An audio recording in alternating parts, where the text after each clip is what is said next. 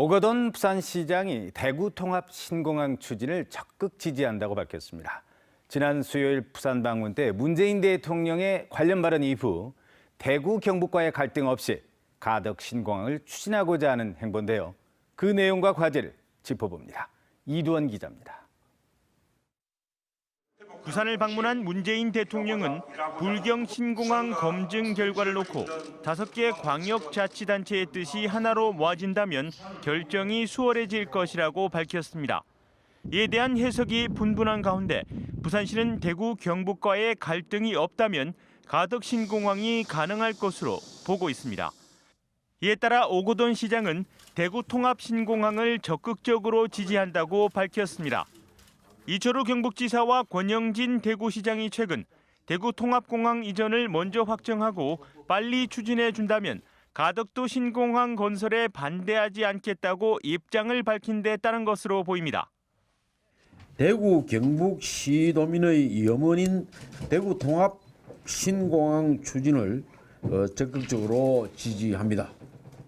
이를 위해서 필요한 역할이 있다면 마다하지 않겠습니다. 하지만 이를 두고 가덕 신공항 추진 전략 방향이 잘못됐다는 지적도 나오고 있습니다. 김해 신공항이 결정됐을 때 동시에 부산과 대구 경북 간 갈등 구도는 이미 종식됐다는 것.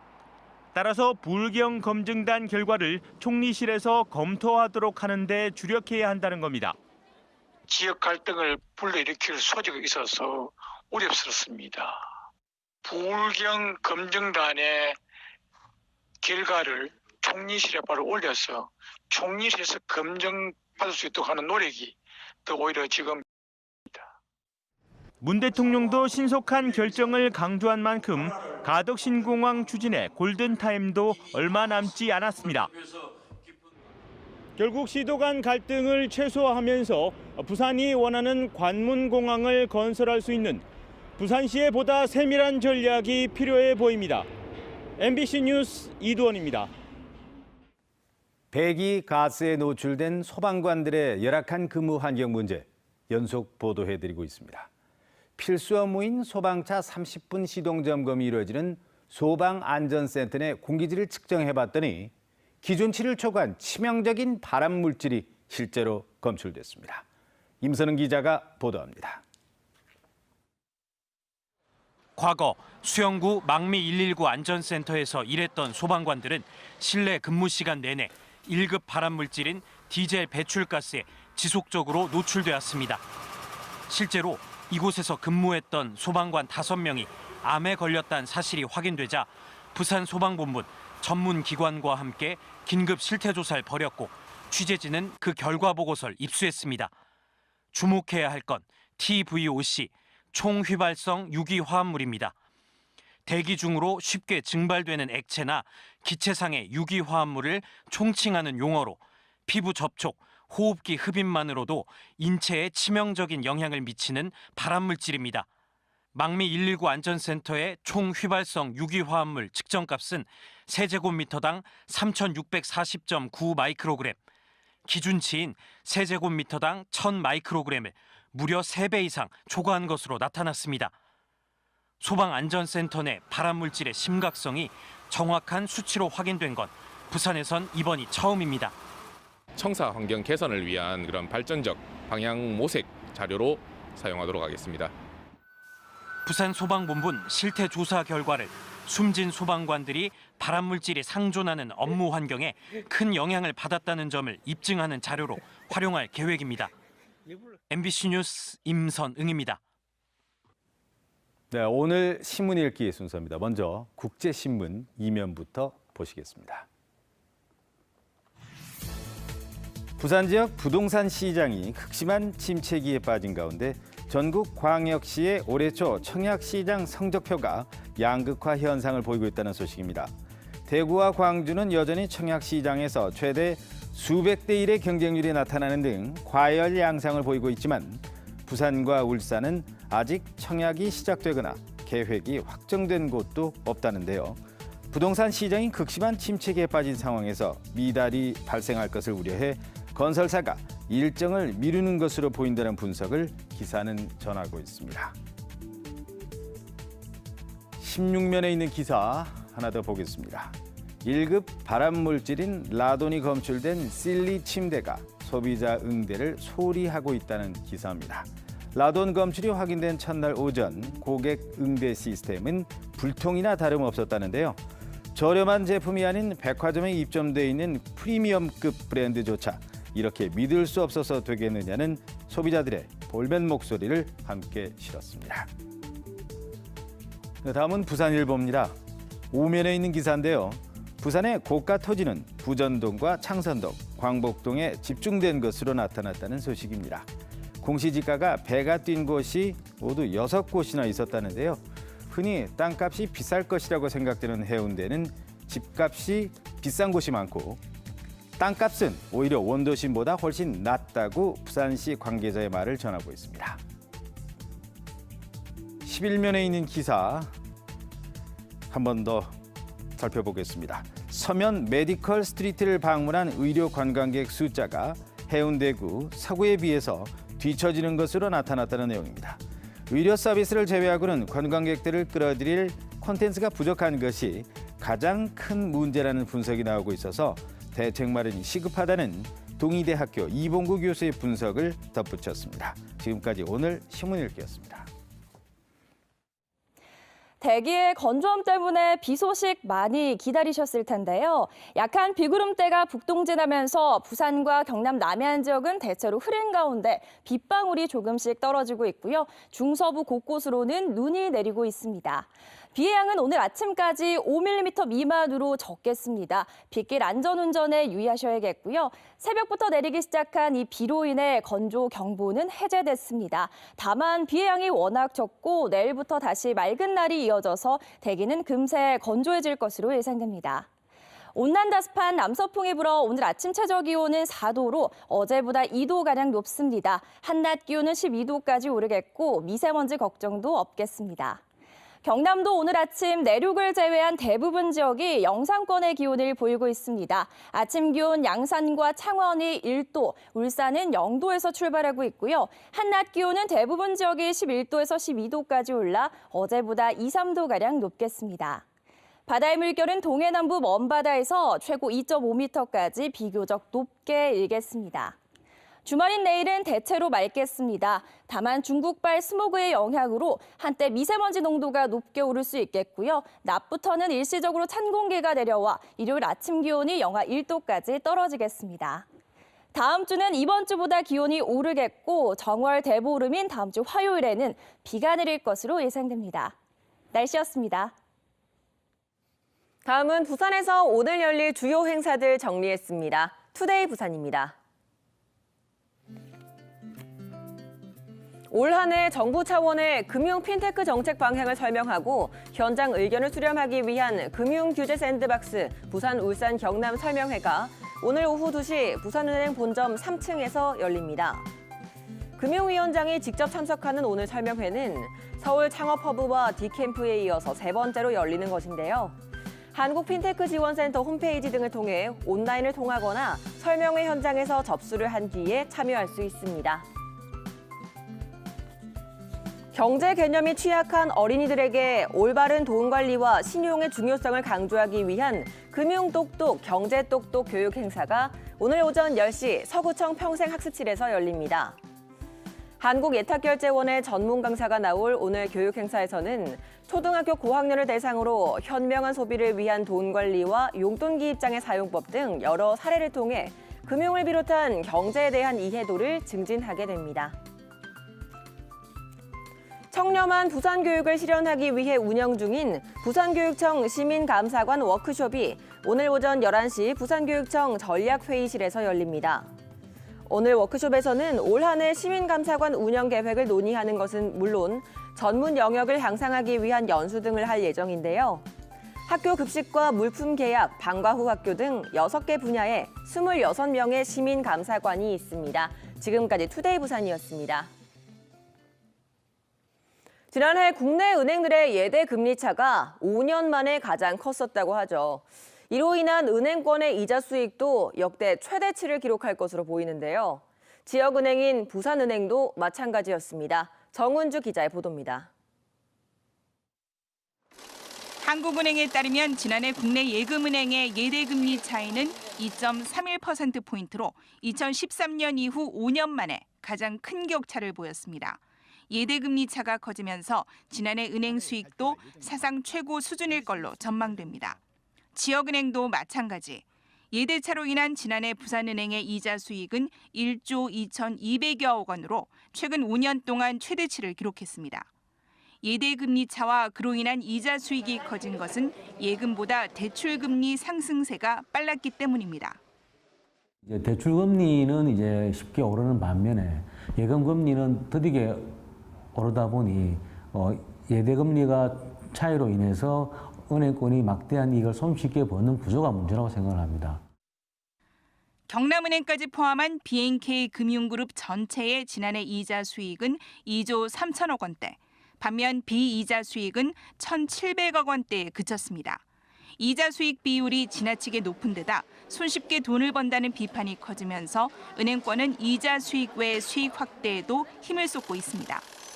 BNK 금융그룹의 경우 자산 관리, 기업 투자, 금융 등을 통한 수익 다변화를 꾀하고 있습니다. 예, 저희 BNK 금융그룹은 캐피탈, 증권, 자산운용 등 계열사 사업 부문의 경쟁력 제고 및 그룹 시너지 강화, M&A 등을 통한 신규 사업 진출 등으로 은행외 계열사의 당기순이익 비중을 확대해 나갈 예정입니다. 은행이 손쉬운 이자 장사로 돈을 너무 많이 번다. 수익 구조를 보면 틀린 말은 아닌 것 같습니다. 때문에 이자 부문 외 수익 확대를 위한 은행권의 노력이 어떤 결실을 맺을지 주목됩니다. MBC 뉴스 정은주입니다.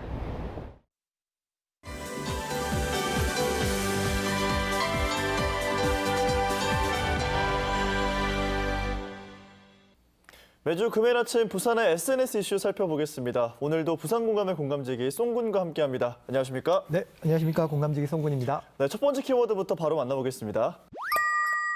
플라스틱 프리 챌린지예요. 이게 뭐 다들 아실 텐데 좀 네네. 소개를 해주시죠. 네, 뭐 일회용품 사용을 줄이고자 환경보호기금을 조성하자는 취지로 시작되었는데요. 네.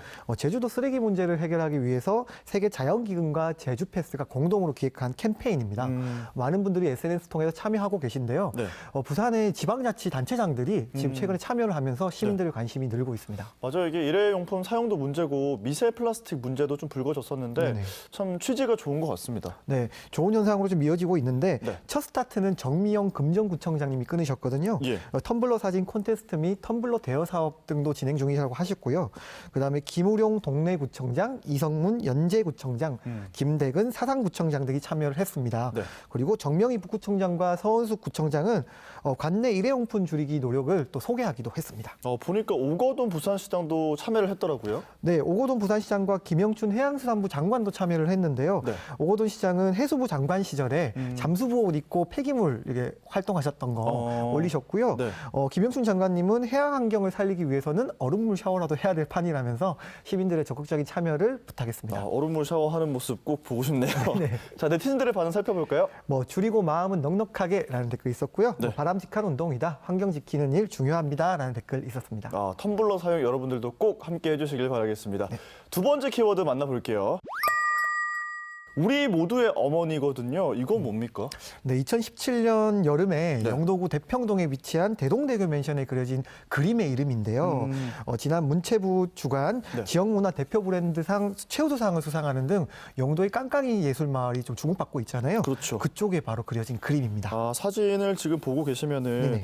그 광안동에 가끔씩 밤에 보면 깜짝 놀란다는 그 어부 벽화 있잖아요. 네, 맞습니다. 그거랑 비슷하네요. 네, 맞습니다. 두 작품 모두 독일 출신의 스트리트 아티스트인 핸드릭 바이키르히의 작품인데요. 같은 작가의 작품이에요? 네, 맞습니다. 같은 작가의 작품인데 우리 모두의 어머니는 깡깡이 예술마을에 찾아가셔야 보실 수 있다는 차이점은 좀 있습니다. 그러네요. 깡깡이 예술마을 꼭 한번 가볼 이유가 또 하나 생긴 것 같습니다. 네. 네티즌들의 반응은 어떻습니까? 네, 할머니 집이랑 비슷하다겠는데 맞는 것 같다라는 댓글이 진짜 있었고요. 할머니 댁이었군요. 네, 맞습니다.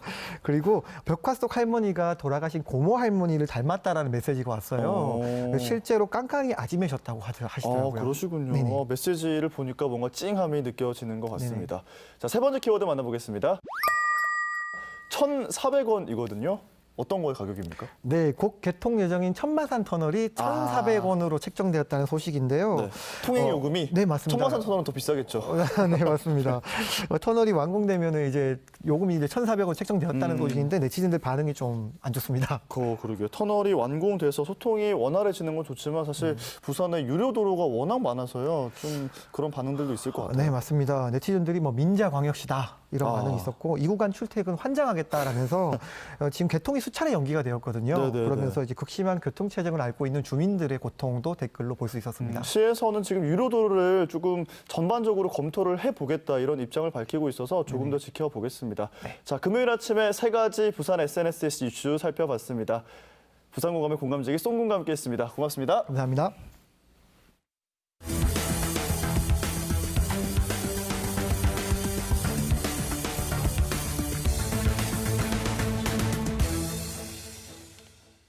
금정경찰서는 한화그룹 장남과 친분이 있는 것처럼 속여 제조업체 대표이사로 취임하고 하청업체로부터 돈을 받아 가로챈 혐의로 35살 A씨를 구속했습니다.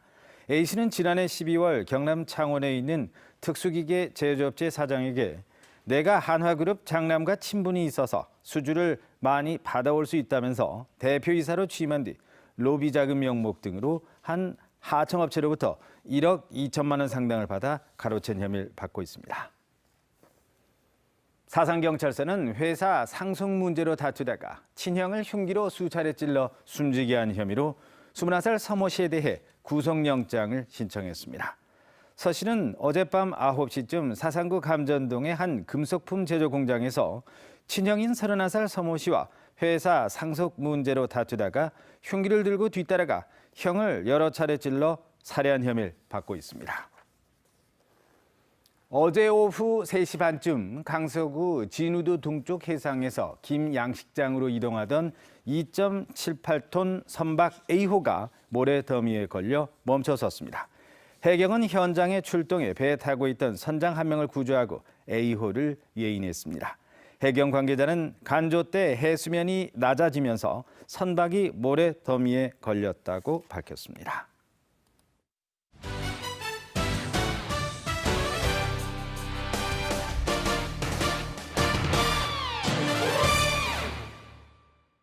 프로농구 소식입니다. 부산 KT가 3연패 늪에 빠지면서 공동 4위로 내려앉은 가운데 떨어지는 경기력을 두고 우려의 목소리가 높아지고 있습니다. 특히 팀 공격에 큰 힘이 됐던 외국인 가드 저스틴 덴트몬이 햄스트링 부상으로 A매치 휴식기 이후에나 출전이 가능하고 경기당 13.3점, 6.8 리바운드를 기록하고 있는 포워드 양홍석도 대표팀 차출로 주말 2연전에 출전을 할 수 없는 상황입니다. 주말 2연전은 내일 사직체육관에서 전자랜드와 모레 잠실 학생체육관에서 SK와 치러집니다.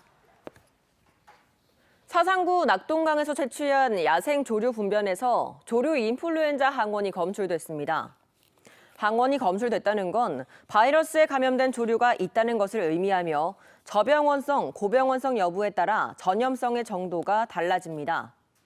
이에 따라 농림축산식품부는 항원이 검출된 지점을 중심으로 반경 10km 지역에서 이동 통제와 소독 등을 실시하고 인근의 차단 방역을 강화합니다. 항원의 고병원성 여부 확인은 사흘에서 닷새가 소요될 예정입니다.